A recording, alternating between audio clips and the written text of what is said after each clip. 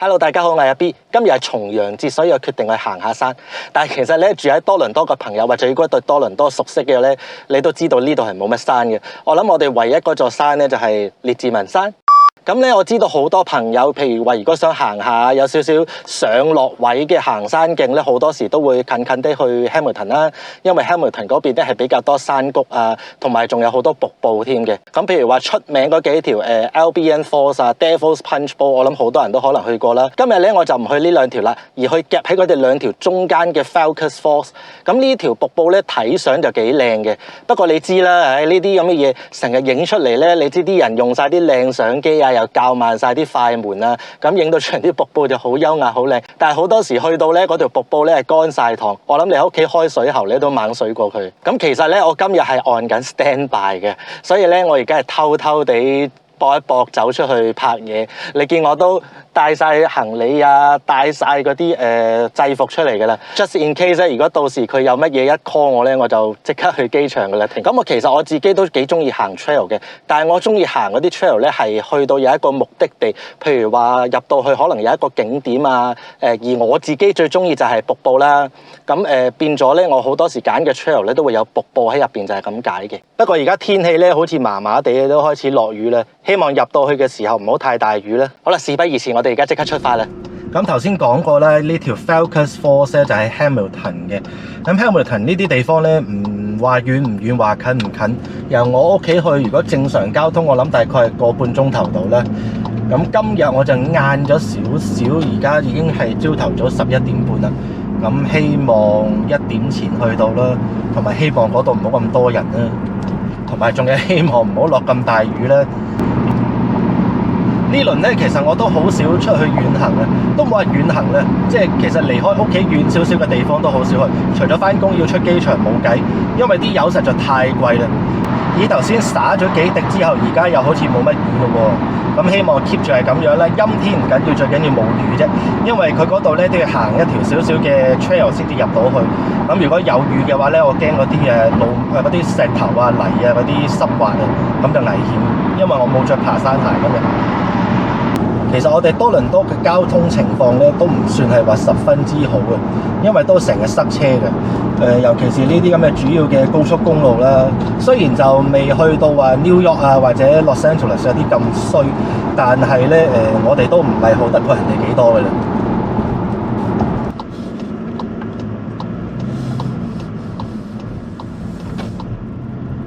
我估都估唔到一啲咁住宅區嘅地方咧，竟然會有瀑布睇。如果唔係有偉大嘅 Google Map 嘅話，我以為我自己行錯路添。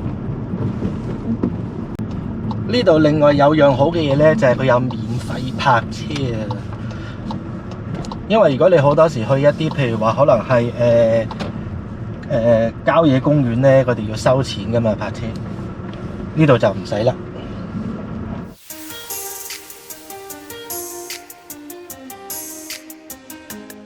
其實如果睇佢地圖嘅話咧，其實行2分鐘就已經見到條瀑布噶啦。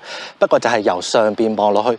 如果你想睇條瀑布由下邊望上去咧，佢應該有條路仔可以落去嘅。咁呢啲路咧，佢哋就講到明唔鏟雪㗎，所以冬天落雪嗰啲咧就自己要小心啲啦，或者唔好嚟啦。咁如果睇下先，嗰邊有啲欄杆嗰度，會唔會就係要嚟睇瀑布嘅咧？行過去睇下先。聽落好似好大水咁喎，唔知係咪因為落過雨嘅原因呢？咁呢度就有啲 Falcons Falls 嘅簡介啦。咁係啦，冇估錯啦，佢呢度都係屬於 Niagara Escarpment 嘅其中一部分，即係一啲地殼變動製造出嚟嘅斷層。咁跟住仲有一啲歷史咁啦。係啦，有興趣嘅就自己停喺度慢慢閱讀下啦。我就入去睇下條瀑布先，好期待，因為聽到啲水聲好似幾勁咁。咁其實條瀑布都幾高㗎，而家就咁驟眼睇落去都有2-3層樓咁高嘅。不過一陣落到去下邊睇清楚啲咧，咁就應該個感覺會唔同啲。都唔記得咗係個秋天，其實可以去周圍去睇下楓葉嘅。不過呢度啲葉咧都仲係好綠嘅，所以我諗再過多2個禮拜嚟可能會靚好多㗎啦。暫時都仲係好綠。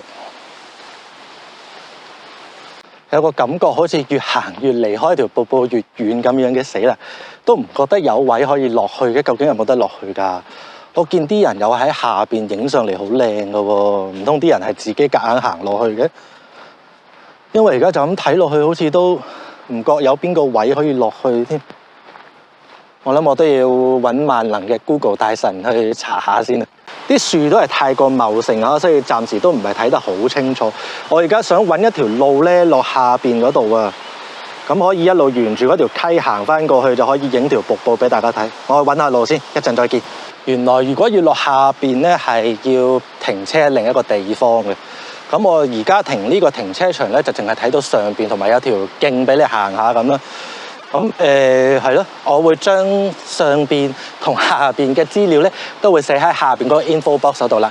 咁大家睇下，你係想去睇條瀑布嘅上邊啦，抑或下邊？咁我覺得如果下邊，即係你去瀑布嘅下邊嗰度咧，係應該要行一條 trail。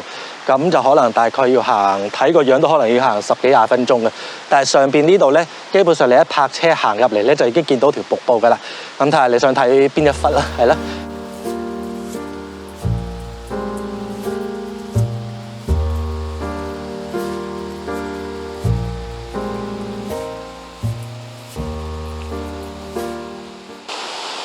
老實講，我覺得如果你由上邊睇落去咧，其實真係麻麻地嘅個感覺，因為太多樹其實遮住晒，都睇唔到成條瀑布。咁我而家落去睇下下邊條路幾難行先，轉頭見。A few moments later。咁而家落到嚟瀑布下邊嗰條 trail 嘅入口啦，咁又係民居嚟嘅。咁其實嚟到民居嘅地方咧，就大家自己靜少少啦，泊車就要留意啦，即係要睇下邊啲位泊得，邊啲位唔泊得啦，係嘛？咁同埋我哋係入咗人哋嘅居住嘅環境，咁大家自己互相尊重啦。呢啲嘢唔需要多講啦，大家識噶啦。咁而家呢度咧就係瀑布下橛嘅 trail 入口，咁就有個黃色欄。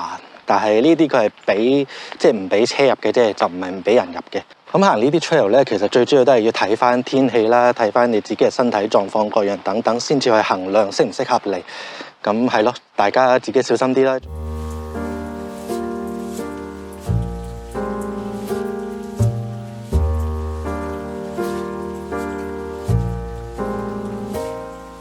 咁趁喺未入冬之前，我諗今年好似話10月底會落雪啊嘛，係嘛？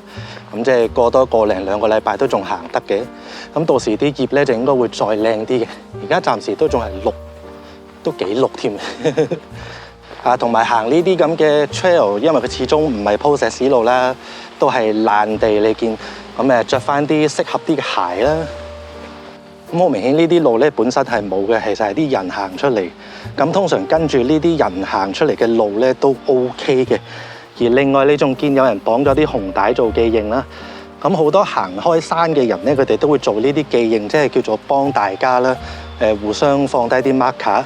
咁大家行起上嚟嘅時候咧，都有啲方向感。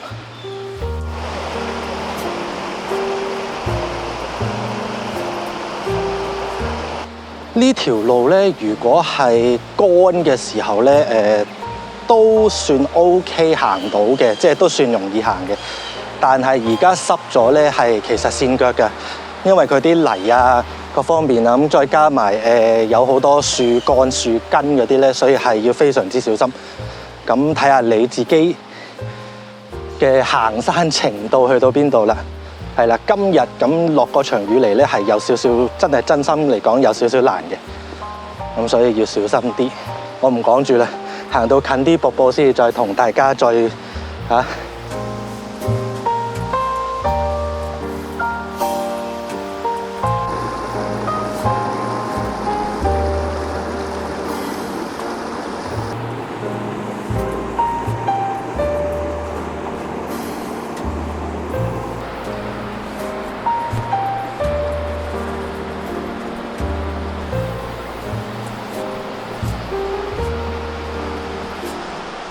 我諗我都行咗有半個鐘頭啦，因為條路真係好難行。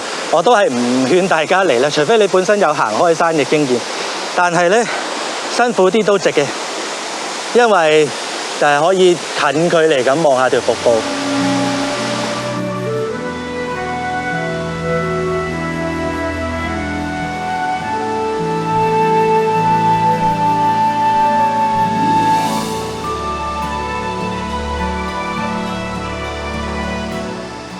大自然製造出嚟嘅嘢咧，真係好正，所以我哋真係要愛護地球啊！大家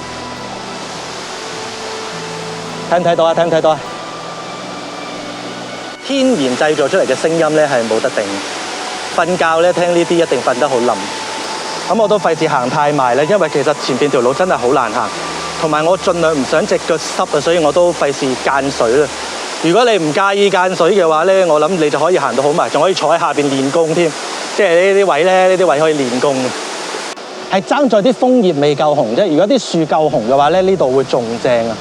不過冇計啊，呢啲真係可遇不可求啊。樹葉呢家嘢咧，你今日嚟睇可能唔紅，但係咧聽日就突然間紅晒，所以好難講嘅。